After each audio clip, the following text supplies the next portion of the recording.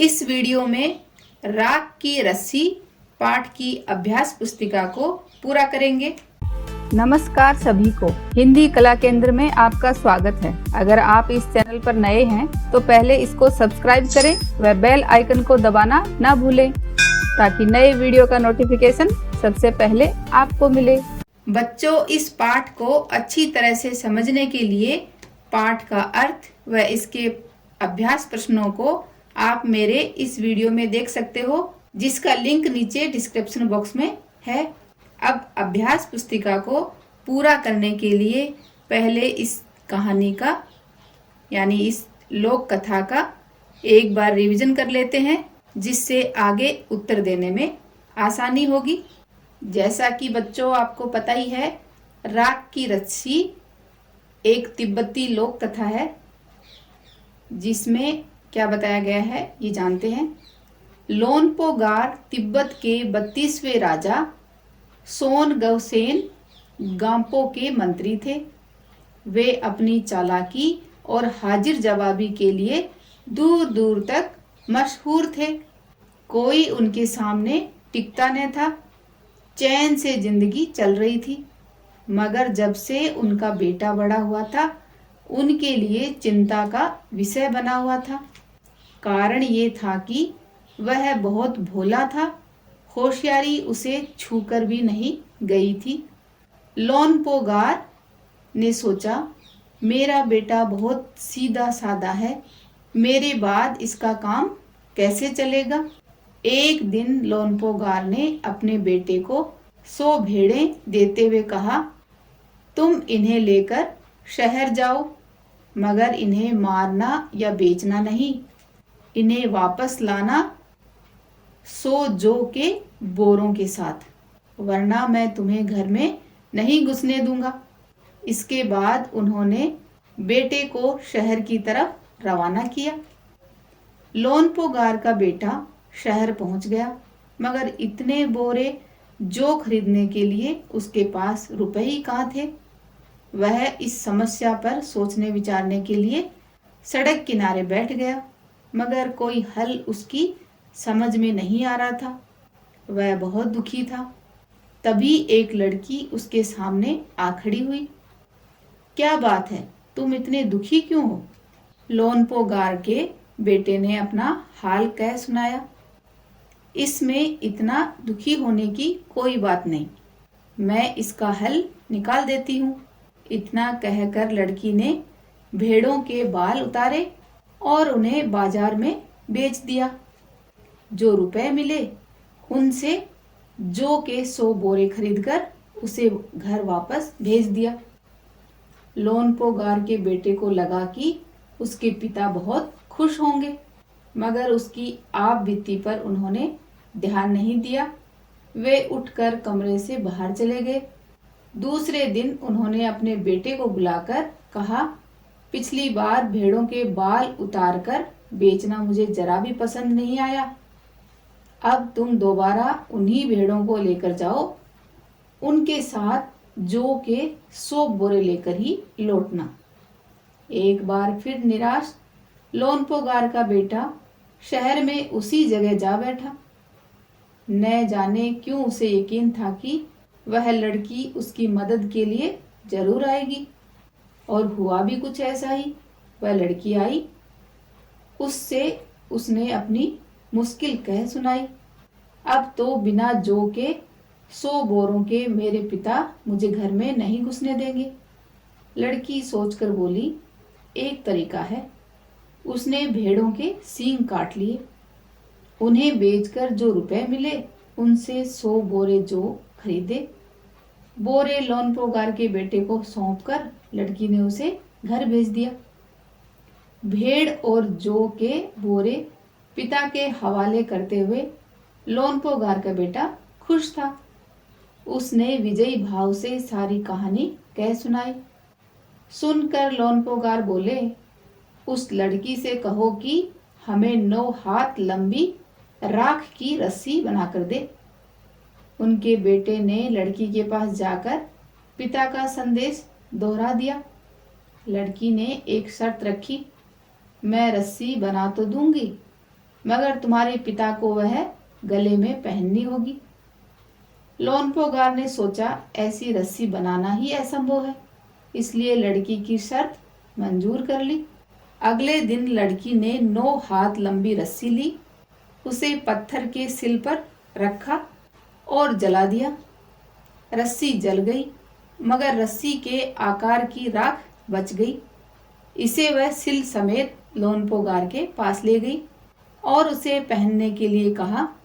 लोनपोगार रस्सी देखकर चकित रह गए। वे जानते थे कि राख की रस्सी को गले में पहनना तो दूर, उठाना भी मुश्किल है। हाथ लगाते ही वह टूट जाएगी। लड़की की समझदारी के सामने उनकी अपनी चालाकी धरी रह गई। बिना वक्त गंवाए लोनपोगार ने अपने बेटे की शादी का प्रस्ताव लड़की के सामने रख दिया। धूमधाम से उन दोनों की शादी हो गई। अब बच्चों, इस अभ्यास पुस्तिका के प्रश्नों को देखते हैं।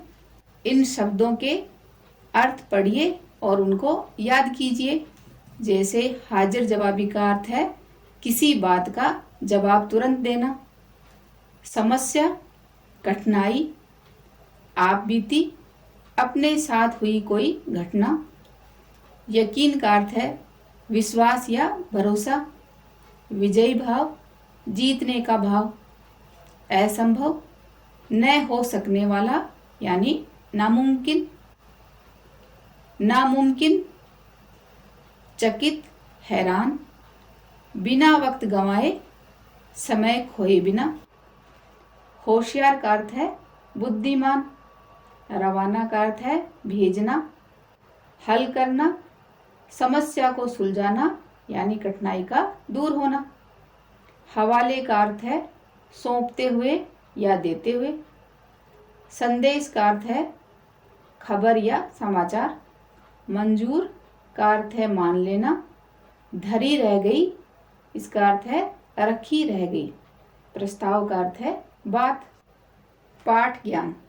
निम्नलिखित प्रश्नों के उत्तर दीजिए। सोन गवसेन गांपो कौन थे? सोन गवसेन गांपो तिब्बत के 32वें राजा थे और लोनपोगार उनके मंत्री थे। उस राजा के मंत्री का नाम क्या था? तो उस राजा के मंत्री का नाम लोनपोगार था। मंत्री की चिंता का कारण क्या था? मंत्री का बेटा बहुत भोला व सीधा साधा था, इसलिए उन्हें चिंता थी कि उनके बाद यानी मंत्री के बाद बेटे का काम कैसे चलेगा। मंत्री ने अपने बेटे को कहाँ भेजा और किस लिए? तो मंत्री ने अपने बेटे को 100 भेड़ों के साथ शहर में भेजा ताकि वो अपनी बुद्धि का इस्तेमाल करे और पैसे कमाना सीख सके। लड़के की मदद किसने और कैसे की? तो लड़के की मदद एक लड़की ने की। कैसे करी? उसने भेड़ों के बाल कटवाकर बेच दिए और मिले हुए पैसों से लड़के को जौ के 100 बोरे मिल गए। लड़की ने भेड़ के सींग क्यों काटे? दूसरी बार पैसों का इंतजाम करने के लिए लड़की ने भेड़ के सींग काटे ताकि वो लड़का फिर से जौ के 100 बोरे ले पाए। मंत्री ने लड़की को क्या संदेश भेजा? मंत्री ने लड़की को संदेश भेजा कि वो उन्हें 9 हाथ लंबी राख की रस्सी बनाकर दे। लड़की ने क्या शर्त रखी? लड़की ने शर्त रखी कि उस राख की रस्सी को मंत्री को अपने गले में पहननी होगी। तो बच्चों, अभी आपके लिए एक सवाल है, क्या राख की रस्सी गले में पहनी जा सकती है? इस बात का जवाब आप मुझे कमेंट बॉक्स में लिखकर बताना। किसने किससे कहा? तो ये हमने इस कहानी में पढ़ा। क्या बात है, तुम इतने दुखी क्यों हो? तो ये बात लड़की ने कही थी और किससे? लड़के से। अब तो बिना 100 बोरों के मेरे पिता मुझे घर में नहीं घुसने देंगे। तो ये बात लड़के ने कही थी और किससे कही थी? लड़की से। मैं रस्सी बना तो दूंगी, मगर ये बात लड़की ने कही थी और किससे? लड़के से। शब्द ज्ञान, दो दो पर्यायवाची शब्द लिखिए। तो बच्चों इनके दो दो पर्यायवाची शब्द बताने हैं, जैसे बेटा का, पुत्र लड़का, किनारा का, तट साहिल, पिता का, जनक बाप, और एक पिता का पर्यायवाची शब्द आप मुझे कमेंट बॉक्स में लिखकर बताना। विलोम शब्द लिखिए, जैसे विलोम शब्द, इसके विपरीत शब्द, दूर का उल्टा पास, असंभव का संभव, मुश्किल का आसान, खरीदना का बेचना, भोला का होशियार, विजय का पराजय या हार। निम्नलिखित शब्दों से सार्थक शब्द बनाकर लिखिए। तो ये बच्चों इन शब्दों से हमें कोई सार्थक शब्द बनाना है। जैसे चतकी, ये कोई शब्द नहीं है, तो इससे बनेगा चकित। ऐसे ही संदेश, इससे मशहूर, इससे लड़की, इस शब्द से क्या बनेगा? तिब्बत।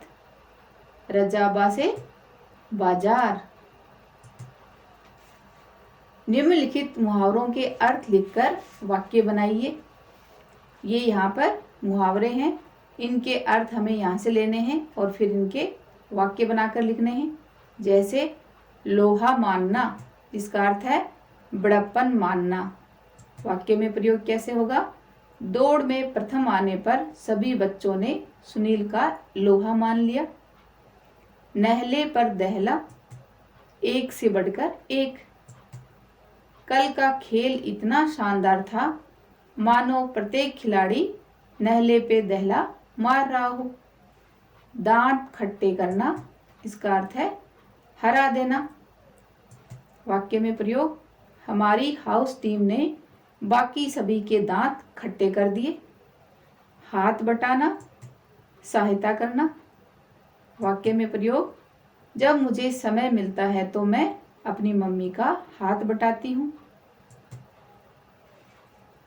बताइए, लोग भेड़ों के बालों का क्या करते हैं? तो लोग भेड़ों के बालों से ऊनी कपड़े, कालीन और मोटा कंबल इत्यादि बनाते हैं।